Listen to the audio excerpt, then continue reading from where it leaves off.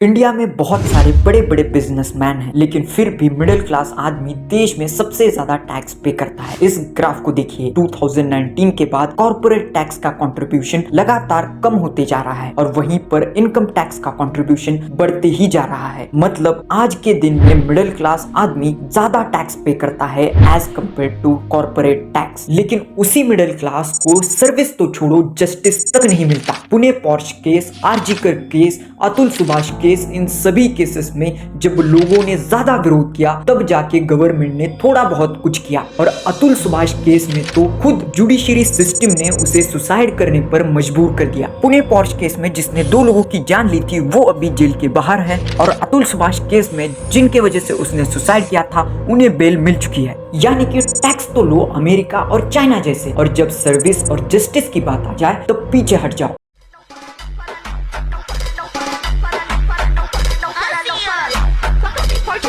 लेकिन इसके बाद भी गवर्नमेंट अजीब अजीब टैक्स लगाई जा रही है, जैसे कि पॉपकॉर्न, पराठे, कोकोनट वाटर और सेकंड हैंड व्हीकल पर भी अब टैक्स भरना पड़ेगा। अब सबसे पहले सेकंड हैंड व्हीकल बेचने पर किसे टैक्स भरना पड़ेगा ये जान लेते हैं। मान लीजिए कोई रमेश नाम का व्यक्ति है जिसने 5 साल पहले 8 लाख में एक गाड़ी खरीदी थी और आज उस गाड़ी को वो बेचना चाहता है, और उसे कोई सुरेश नाम का व्यक्ति खरीदना चाहता है और रमेश ने उसे 4 लाख में गाड़ी बेच दी, तो इस पर कोई भी टैक्स नहीं लगेगा, ना सुरेश को ना ही रमेश को, क्योंकि फाइनेंस मिनिस्टर के अकॉर्डिंग कोई भी इंडिविजुअल दूसरे इंडिविजुअल को गाड़ी बेच सकता है। इनके बीच सरकार उंगली नहीं करेगी।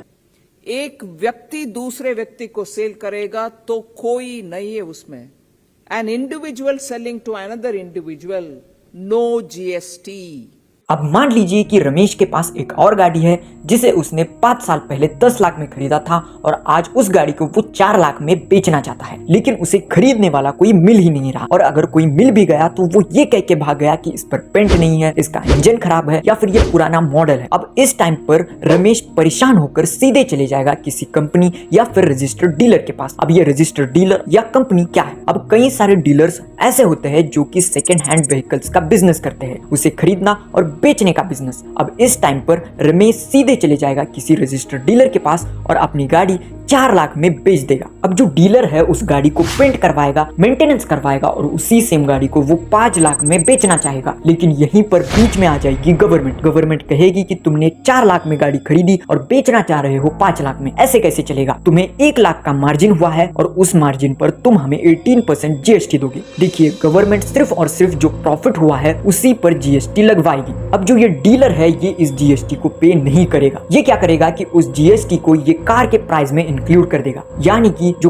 कार की प्राइस है वो अब बन जाएगी 5,18,000। अब इसे कोई संतोष नाम का व्यक्ति आके खरीद लेगा 5,18,000 में। अब इस जीएसटी के वजह से संतोष को 18,000 एक्स्ट्रा देने पड़ेंगे। जिस गाड़ी को संतोष 5 लाख में खरीद सकता था, अब उसी सेम गाड़ी को वो 5,18,000 में खरीदेगा। मेरे साथ अन्याय हुआ है, मेरे साथ अन्याय हुआ है और मैं अब किसी के साथ अन्याय नहीं होने दूंगा। देखिए, सेकंड हैंड व्हीकल डायरेक्टली खरीदने या फिर बेचने पर आप पर टैक्स नहीं लगेगा, लेकिन वहीं पर अगर आप किसी रजिस्टर्ड डीलर से अगर गाड़ी खरीदते हो तब आप पर 18% टैक्स लगेगा। Regular registered used car seller who buys EV does some propping up in it, adds value to it and then sells it. It is on that margin, the value, the margin value between purchased price and resale price. 12 lakh में खरीदा, 9 लाख में बेच रहे हैं second hand used vehicle के नाम पर। On the margin is only this 18% is being paid.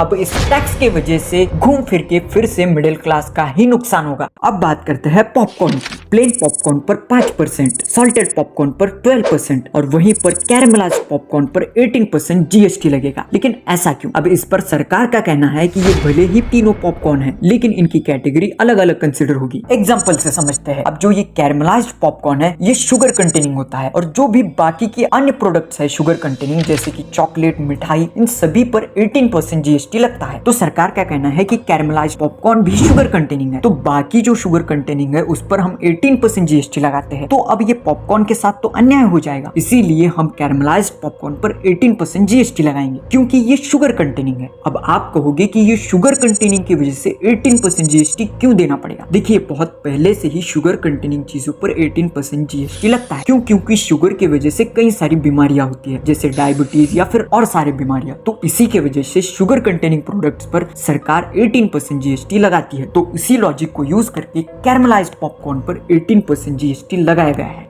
अब ये सरकार का लॉजिक है, लेकिन इस पर लोगों का कहना है कि आपकी सरकार 1 नेशन 1 इलेक्शन पॉलिसी लाना चाहती है और आप वहीं पर 1 पॉपकॉर्न 3 टैक्सेस ले रहे हैं। अब जो भी हो, आपको इस पर क्या लगता है कमेंट सेक्शन में जरूर बताएं। बीजेपी गवर्नमेंट ने क्यों कॉर्पोरेट टैक्स को कम कर दिया? 2019 से पहले कई सारी कंपनियां देश छोड़ के जाने लगी, उसके पीछे रीजन था कॉर्पोरेट टैक्स। इसीलिए बीजेपी गवर्नमेंट ने कॉर्पोरेट टैक्स को कम कर दिया। अब इससे कंपनियां देश छोड़ के नहीं जाएगी और इससे फायदा ये होगा, इन्वेस्टमेंट और एम्प्लॉयमेंट बढ़ जाएगा और कई सारी चीजें यहाँ पर फायदा ही देगी। लेकिन इसका साइड इफेक्ट ये हुआ कि अब सरकार ने कहीं पर टैक्स घटा दिया तो कहीं पर तो बढ़ाना पड़ेगा। तो इसी का साइड इफेक्ट इनकम टैक्स और कई सारे छोटे बड़े टैक्स को बढ़ाना पड़ा। अंत में जनता का यही कहना है कि अगर आप टैक्स ले रहे हो तो उस हिसाब से फैसिलिटीज दो, अगर नहीं दे सकते तो इतना टैक्स मत लो। तो वीडियो को यहाँ तक देखने के लिए धन्यवाद। जय हिंद।